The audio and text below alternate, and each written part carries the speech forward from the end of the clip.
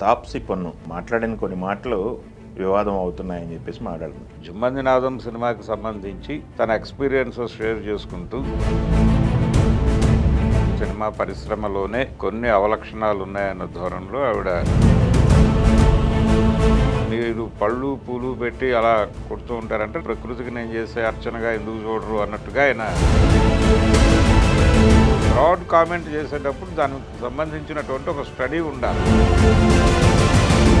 ఇలా మాట్లాడుకోవాల్సి వస్తే అద్భుతమైన సెన్సిబుల్ సబ్జెక్టులు హ్యాండిల్ చేసినటువంటి రాజ్ కపూర్ గారి సినిమాల్లో ఒక రకంగా సౌత్ కమర్షియల్ సినిమాలకి రూట్ మ్యాప్ ఇచ్చింది బాలీవుడ్ సినిమా. సౌత్ సినిమాల్లో కమర్షియాలిటీ ఎక్కువ అని మాట్లాడటం అనేది ఇబ్బందికరమైన అంశమే. ఈవెన్ చిరంజీవి కమర్షియల్ ఏరియాలో ఉంటూనే ఆపద్బాంధవుడు లాంటి క్యారెక్టర్ చేశాడు కదా.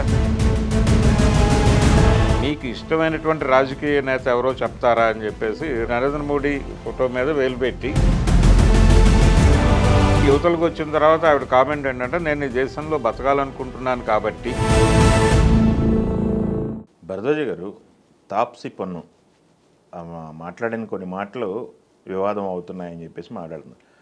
ఏంటి సౌత్ ఇండియా డైరెక్టర్లు, సౌత్ ఇండియా సంబంధించి లాస్ట్ టైం ఒకసారి మాట్లాడింది రాఘవేంద్ర గారిని టార్గెట్ చేస్తూ, సారీ చెప్పారు. ఇప్పుడు మళ్ళీ కొత్తగా సౌత్ ఇండియన్ డైరెక్టర్స్ అని మాట్లాడుతుంది. సౌత్ ఇండియన్ డైరెక్టర్లు మాత్రమే కాదండి, అసలు సౌత్ ఇండియన్ సినిమా పరిశ్రమలోనే కొన్ని అవలక్షణాలు ఉన్నాయన్న ధోరణిలో ఆవిడ కామెంట్లు నడిచినాయి. అంటే వీళ్ళు కథలకి ప్రాధాన్యత ఇవ్వరు, కమర్షియల్ వాల్యూస్ మీద ఎక్కువ కాన్సన్ట్రేషన్ ఉంటుంది. కమర్షియల్ ఎలిమెంట్స్ అని వీళ్ళు ఏదైతే భావిస్తారో దాని మీద డెడికేటెడ్గా వర్క్ చేస్తారు. దాదాపుగా ఆవిడ గతంలో చేసింది, రాఘవేంద్రరావు గారి మీద చేసింది కూడా అదే. జుమ్మందినాథం సినిమాకి సంబంధించి తన ఎక్స్పీరియన్సెస్ షేర్ చేసుకుంటూ ఈ నాభి మీద మనకు అది ఆల్రెడీ డయాస్ల మీద చాలామంది మాట్లాడేసిన విషయమే. అంటే మీరు పళ్ళు పూలు పెట్టి అలా కొడుతూ ఉంటారంటే నేను అది మీరు అర్చనగా ఎందుకు చూడరు, ప్రకృతికి నేను చేసే అర్చనగా ఎందుకు చూడరు అన్నట్టుగా ఆయన రకరకాల పద్ధతుల్లో సమాధానాలు చెప్పుకుంటూ వెళ్ళాడు ఆయన. అది నిజానికి ఆయన మొదటి సినిమాల్లో లేదు, అది తర్వాత ఎక్కడో మొదలైంది ఆ ధోరణి. అంతే తప్ప ఎర్లీ డేస్లో ఆయన చేసిన సినిమాల్లో చాలా సెన్సిబుల్ సినిమాలు ఉన్నాయి, అవన్నీ వీళ్ళకి తెలియదు. ఇప్పుడు స్కిజోఫెర్నియా అనేటువంటి ప్రాబ్లంతో ఉన్నటువంటి ఒక అమ్మాయి తన జీవితంలోనూ పక్క జీవితాల్లోనూ ఎంత సంక్షోభం క్రియేట్ చేస్తుంది ఇలాంటి ఒక అద్భుతమైన సెన్సిబుల్ పాయింట్ తీసుకుని ఆయన సినిమా చేశాడు. ఆమె కథ అనే పేరుతో రజనీకాంత్, జయసుధ వాళ్ళు యాక్ట్ చేసిన సినిమా. అలాంటి సెన్సిబుల్ సబ్జెక్టులు నిండు నూరేళ్లను సినిమా చేశాడు రాఘవేంద్రరావు గారు. అది కూడా ఎవరికి తెలియదు. అలాగే అనేక సినిమాలు ఉన్నాయి. జ్యోతి సినిమా, మమతల కోవెల అనే నవలని ఆయన తెరకు అడాప్ట్ చేసినటువంటి పద్ధతి. ఇలా ఒక చరిత్ర ఉంది. అయితే కొన్ని సినిమాల్లో ఆ సినిమాలకు అవసరమైనటువంటి ఎలిమెంట్స్ కోసం అలా వెళ్ళి ఉండొచ్చు. దాన్ని అంటే ఆ తరహా సినిమాలో ఆవిడ యాక్ట్ చేసింది. అదే యాక్ట్ చేసినప్పుడు ఒక బ్రాడ్ కామెంట్ చేసేటప్పుడు దానికి సంబంధించినటువంటి ఒక స్టడీ ఉండాలి. అలాగే ఈ ధోరణి ఏదో దక్షిణాది సినిమాలకు మాత్రమే పరిమితమైంది అన్న ధోరణి కూడా కరెక్ట్ కాదు. ఉత్తరాది సినిమాల్లో ఎక్స్పోజింగ్తో పోలిస్తే దక్షిణాది సినిమాల్లో ఏమిటి అన్నవాళ్ళు కూడా ఉన్నారు కదా. ఇప్పుడు కాదు, అది గతం నుంచి, అంటే ప్రారంభం నుంచి ఇప్పుడు పర్టికులర్గా ఇలా మాట్లాడుకోవాల్సి వస్తే అద్భుతమైన సెన్సిబుల్ సబ్జెక్టులు హ్యాండిల్ చేసినటువంటి రాజ్ కపూర్ గారి సినిమాల్లో ఉన్నటువంటి శృంగార సన్నివేశాల గురించి ప్రత్యేకంగా మాట్లాడాలి కదా. మరి అంటే ఆ కంటెంట్ నుంచి విడదీసి ఆ సన్నివేశం గురించి మాత్రమే మాట్లాడుకుంటే ఇబ్బంది. ఆయన సినిమాలు అన్నిట్లోనూ శృంగారానికి ఒక పెద్దపీట వేస్తాడు ఆయన. అంటే ఆ ఏరియాలో దృష్టి పెట్టారంటే వారు అదే అని కాదు, టోటల్గా ఆ కథలో ఆయన నడిపినటువంటి ఎలిమెంట్ వేరే, కానీ ఇది కూడా ఉంటుంది అంతే. ఒక రకంగా రాజ్ కపూర్ ఇన్స్పిరేషన్ ఏదో ఉంది రాఘవేంద్రరావు గారి మీద. అందుకని ఇవేవి పట్టించుకోకుండా ఏదో బ్రాడ్గా ఒక మాట అనేస్తే తను నటించినటువంటి సందర్భము, తనకి ఇబ్బంది అనిపించిన అంశము గురించి మాట్లాడుతూ ఇది పర్సనల్ లెవెల్లో నాకు ఇబ్బంది కలిగించింది, నేను ఆ ధోరణి అక్కడే కాదు పర్టికులర్గా సౌత్లో లేదు. అది రాఘవేంద్ర గారి గురించి మాట్లాడినప్పుడు తర్వాత సారీ చెప్పడం అన్నీ అయిపోయినాయి. మళ్ళీ ఇప్పుడు సౌత్ ఇప్పుడు కూడా అదే బ్రాడ్గా వెళ్తోంది ఆవిడ, సౌత్ అనే పేరుతో వెళుతోంది. సౌత్ అనే పేరుతో ఎలా వెళ్తారు మీరు? నార్త్లో కూడా ఉంది. ఎంతమంది హీరోయిన్ల జాబితా చెప్పాలి అక్కడ? ఎంతమంది? ఇప్పుడు మన్మోహన్ దేశాయి గారు కమర్షియల్ డైరెక్టరే, ఆయన సిప్పి గారు కమర్షియల్ డైరెక్టరే. వారి సినిమాల్లో ఉన్నటువంటి ఎక్స్పోజింగ్ గురించి మాట్లాడాల్సి వస్తే నీతూ సింగ్ లాంటి ఆర్టిస్టులతో వాళ్ళు చేసినటువంటి ఎక్స్పోజింగ్ సీన్ల గురించి మాట్లాడాల్సి వస్తే చాలా విషయాలు చెప్పాలి కదా. రీనారాయ్ గారితో చేయించిన క్యారెక్టర్లు ఏమిటి బాలీవుడ్లో? ఆవిడ ఎప్పుడూ బాలీవుడ్ నన్ను హెరాస్ చేసిందని ఎక్కడా మాట్లాడలేదు కదా. తెలుగు హీరోయిన్లని హిందీలోకి తీసుకెళ్ళి చేసిన అనేక సినిమాలు ఉన్నాయి. తెలుగు డైరెక్టర్లే చేసిన హిందీ సినిమాల గురించి నేను మాట్లాడట్లేదు.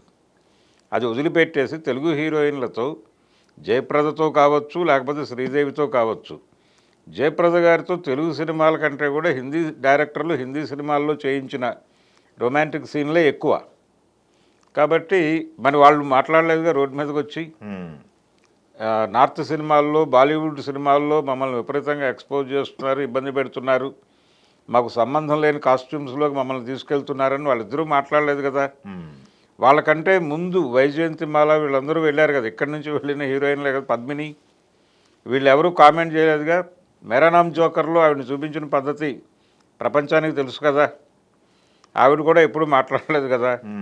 కాబట్టి అనేక అంశాలు ఉన్నాయి. అంటే ఎక్స్పోజింగ్ పర్టికులర్గా ఆ ఏరియాలో మాట్లాడుకోదలుచుకుంటా, అంటే కమర్షియల్ ఎలిమెంట్స్ అనే ఏరియాకి వెళ్ళి మాట్లాడుకోవాల్సి వస్తే ఒక రకంగా సౌత్ కమర్షియల్ సినిమాలకి రూట్ మ్యాప్ ఇచ్చింది Bollywood cinema. Okay, Bollywood cinema నుంచి తీసుకొచ్చి ఇక్కడ బిగ్ హీరోలు అందరూ, అది ఎంజీఆర్ కావచ్చు, ఎన్టీఆర్ కావచ్చు, వీళ్ళ కెరియర్లో చాలా వరకు ప్రతి సంవత్సరం బాలీవుడ్లో ఒక బిగ్ సినిమా, బిగ్ సక్సెస్ అయినటువంటి సినిమాని ఇక్కడికి అడాప్ట్ చేశారు. అనేక రీమేక్స్ ఉన్నాయి తెలుగు ఇండస్ట్రీలోను, తమిళ ఇండస్ట్రీలో కూడా. ఈవెన్ రజనీకాంత్ లైఫ్లో కూడా చాలా రీమేక్లు ఉన్నాయి ఆయన చేసినటువంటి తమిళ సినిమాల్లో. కాబట్టి మరి అక్కడి నుంచి తీసుకొచ్చేటప్పుడు ఆ ధోరణి కూడా వచ్చేస్తుంది ఇక్కడికి ట్రాన్స్ఫార్మ్ అయ్యి. అంతే తప్ప ఇక్కడ ప్రత్యేకంగా చేసింది ఏమీ లేదు. అలాగే కంపారిటివ్గా ఈ రీమేక్లు ఏవి గమనించినా మీరు, నిప్పులాంటి మనిషి తీసుకున్నా కానీ, లేకపోతే అన్నదమ్ముల అనుబంధం తీసుకున్నా, నేరం నాది కాదు ఆకలిది తీసుకున్నా, మగాడు తీసుకున్నా, అనేక రీమేకులు చేశారు. ఈ ఏ రీమేక్లోనూ కంపారిటివ్గా దాని తాలూకా ఒరిజినల్ వెర్షన్లో ఉన్నటువంటి రొమాన్స్ కంటే ఇక్కడ తక్కువే ఉంది పోలిస్తే. ఏ సినిమా అయినా సరే, కృష్ణ గారు చేసినటువంటి రీమేకులు కావచ్చు, ఈ సినిమాల్లో దాస్ గారు చేసినటువంటి రీమేకుల్లో కూడా దాని మోతాదు తక్కువే ఉండేది. కొంచెం కుదించే వెళ్ళారు వీళ్ళు. ఆవిడ పర్టికులర్గా సౌత్ సినిమాల్లో కమర్షియాలిటీ ఎక్కువ అని మాట్లాడటం అనేది ఇబ్బందికరమైన అంశమే. కమర్షియల్ సినిమా, ఆర్ట్ సినిమా అనేది ఎక్కడైనా ఉంది. ఒకప్పుడు అదొక డివిజన్. ఇప్పుడు మృణాల్ సేన్, సత్యజిత్ రే లాంటి డైరెక్టర్లు చేసేటువంటి సినిమాలు, బసు చటర్జీ లాంటి వాళ్ళు చేసేటువంటి సినిమాలు, మన్మోహన్ దేశాయ్ చేసేటువంటి సినిమాలు, ఇవన్నీ ఉన్నాయి. క్రాంతి కుమార్ గారు ఒక అద్భుతమైన మాట చెప్పేవాడు, కమర్షియల్ సినిమా చేయటం అనేది చాలా కష్టం, అదంత అనుకున్నంత ఈజీ కాదు, వాళ్ళని తక్కువ అంచనా వేయకండి. ఒక సెన్సిబుల్ సినిమా చేయాలంటే బుర్రుండి పద్ధతిగా ఆలోచించి చదువుకున్నవాడు ఎవడైనా సెన్సిబుల్ సినిమా తీయగలడు. కానీ అశేష జనాలతో ఈలలు కొట్టించే సినిమా చేయటం అనేది అది చాలా కష్టతరమైనటువంటి విద్య. అది కొంతమందికి మాత్రమే తెలుస్తుంది.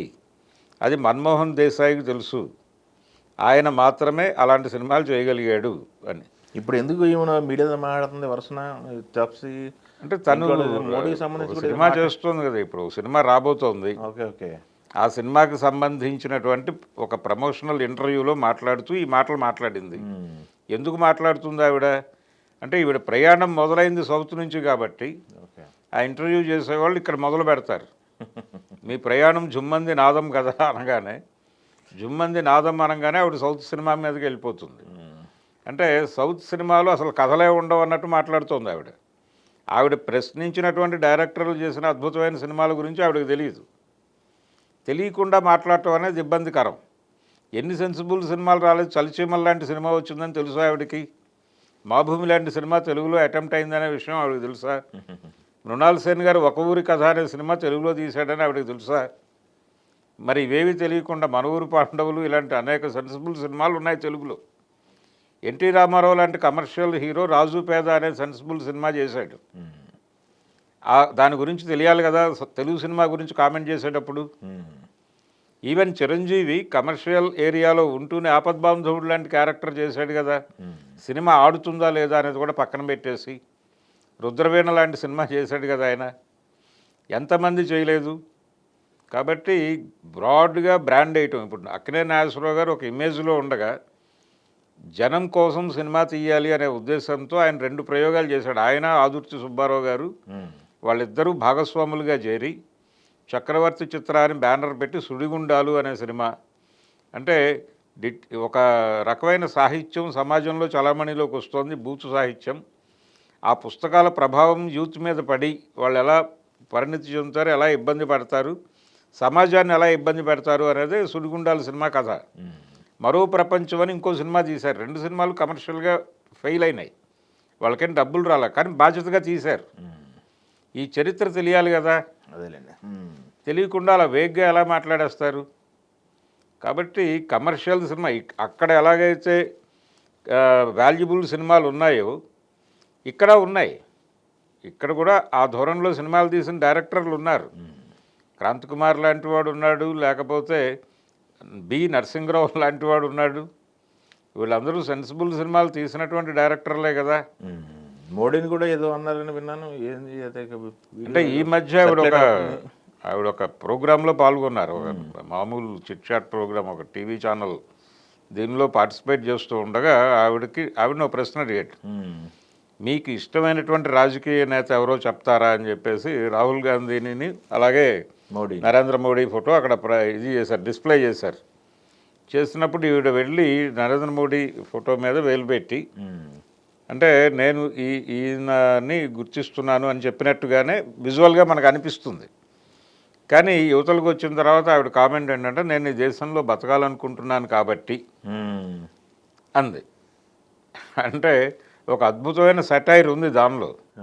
అంటే పొలిటికల్ అవేర్నెస్ ఉంది, తనకి పొలిటికల్ అవేర్నెస్ ఉంది, సమాజం పట్ల ఒక బాధ్యత ఉంది, ఆలోచిస్తోంది, ఆవిడ తెలుసుకుంటోంది సమాజంలో ఏం జరుగుతోందో, ఇదంతా ఓకే. ఆ ఏరియాలో ఆవిడతో నాకేం భేదాభిప్రాయాలు లేవు. కానీ సినిమాకి సంబంధించి మాట్లాడేటప్పుడు మాత్రం పర్టికులర్గా ఒక ఏరియాని లొకేట్ చేసి మాట్లాడటం అనేది ఖచ్చితంగా ఇబ్బందికరమైన గొడవే. ఓకే, అంటే మొత్తం ఇండియన్ సినిమా మొత్తం ఒకే పద్ధతిలో నడిచింది, ఒకే ప్రయాణం ఉంది. ఒక విచిత్రమైన విషయం ఏంటంటే, ఇప్పుడు బెంగాలీ సినిమా పరిస్థితి ఏంటి? సత్యజిత్ రే లాంటి వాళ్ళు వచ్చినటువంటి, ఈవెన్ వాళ్ళు గొప్పగా చెప్పుకుంటున్నటువంటి శ్యామ్ బెనగల్ ఇక్కడి నుంచి వెళ్ళినవాడు, ఆయన సౌత్ డైరెక్టరే, ఇక్కడి నుంచి వెళ్ళినవాడే. కాబట్టి సత్యజిత్ రే, మృణాల్ సేన్ లాంటి వాళ్ళు వచ్చినటువంటి బెంగాలీ సినిమా పరిస్థితి ఏంటి? ఇప్పుడు టోటల్ కమర్షియల్ సినిమాలే తీస్తున్నారు బెంగాలీ ఇండస్ట్రీలో. దాని గురించి ఎవరు మాట్లాడరు. ఎందుకని? తెలుగు సినిమాలు రీమేక్ అవుతున్నాయి బెంగాలీలో. ఒకప్పుడు బెంగాలీ తెలుగులో సినిమా తీయాలంటే కలకత్తాలో వారం రోజులు మకాం వేసేవాళ్ళు తెలుగు నిర్మాతలు, దుక్పాటి మధుసూదన్ రావు గారు, వీళ్ళందరూ. అక్కినేని నాగేశ్వరరావు గారి జీవితంలో ఆయన చేసిన సినిమాల్లో బెంగాలీ రీమేకులు ఎక్కువ. అంత గొప్ప బెంగాలీ ఇండస్ట్రీ ఇప్పుడు తెలుగు రీమేకులు, తెలుగు కమర్షియల్ రీమేకులు. ఇక్కడ మహేష్ బాబు గారి సినిమాలు అక్కడ రీమేక్ అవుతున్నాయి. ఈ పరిస్థితి గురించి మాట్లాడండి మీరు, జనాలు అర్థం చేసుకుంటారు, ఆలోచిస్తారు. అలా కాకుండా సౌత్ నార్త్ అని విడదీసి మాట్లాడటం, అక్కడ ఏదో గొప్పగా ఉంది, ఇక్కడ ఏదో అంత దారుణంగా ఉంది, దిగజారిపోయింది, వీళ్ళు అసలు దిగజారిన సినిమాలే తీస్తారు, వీళ్ళ చరిత్రే ఇదే అని మాట్లాడటం తప్పు కదా. ఓకే, ఎంతమంది సెన్సిబుల్ డైరెక్టర్లు లేరు ఇక్కడ? ఇక్కడ డైరెక్టర్లను చూసి ఇన్స్పైర్ అయినటువంటి వాళ్ళు ఎంతమంది లేరు అక్కడ? బిఎన్ రెడ్డిని చూసి, బిఎన్ రెడ్డి గారి టేకింగ్ చూసి ఇన్స్పైర్ అయిన సినిమాలు తీశారన్న బెంగాలీ డైరెక్టర్లు ఉన్నారు కదా. దాని గురించి ఎందుకు మాట్లాడరు? బిఎన్ రెడ్డి, కేవీ రెడ్డి ఇలాంటి, కె విశ్వనాథ్ గారితో ఎందుకు బాలీవుడ్ ప్రొడ్యూసర్లు వచ్చి సినిమాలు చేయించుకున్నారు? బాపుతో ఎందుకు స్ట్రైట్ తెలుగు హిందీ సినిమాలు చేయించుకున్నారు? దాని గురించి మాట్లాడాలి కదా. ఆదుర్తి సుబ్బారావు గారికి అంత పెద్దపేట వేశారు అక్కడ, తాతినేని ప్రకాశ్రావు గారికి అంత పెద్దపేట వేశారు అక్కడ, ఎల్వి ప్రసాద్ గారి పరిస్థితి ఏంటి? ఇవేవి మాట్లాడకుండా ఏదో బ్రాండ్ చేసేసి బ్రాడ్గా ఒక ముద్ర వేసేసి మాట్లాడటం అనేది ఇబ్బందికరం. అది ఆ ధోరణి మార్చుకోవాలి ఆవిడ. అదే ఎందుకు పర్టికులర్గా ఆవిడ మాట్లాడిన డైరెక్టర్ దగ్గరే అద్భుతమైన సినిమాలు ఉన్నాయి. త్రిశూలం లాంటి సినిమా తీసిన డైరెక్టర్ కదా ఆయన. అదే చూద్దాం, మీరు అన్నట్టు తెలుసుకొని మాట్లాడతారా లేదు చూద్దాం. లేకపోతే ఇబ్బంది. అది అలా మాట్లాడటం అంటే కనీసపు స్టడీ ఉండాలి. ఓకే, అవతల వాళ్ళు మాట్లాడినప్పుడు లేదు నాకు ఈ సబ్జెక్టు పట్ల అంతగా తెలియదు అని చెప్పినా గౌరవప్రదమే. కానీ బ్రాండ్ చేయటం తప్పు, డివిజన్ తీసుకొచ్చి బ్రాండ్ చేయటం తప్పు. ఓకే.